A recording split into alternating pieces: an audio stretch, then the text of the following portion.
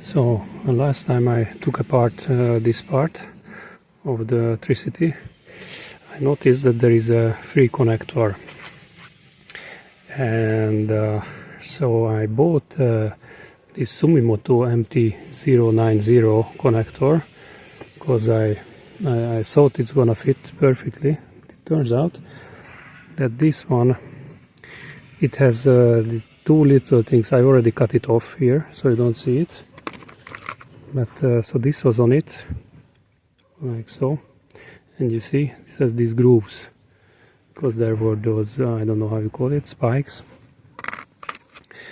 So I cut them off, and so this has the pin on that side, so the pin should go there, so this should go like this, but the cathode and the anode are reversed in this connector, so I need to put this connector on it like this. This is red, this is black, so I have to put it reversed, but it's actually doable.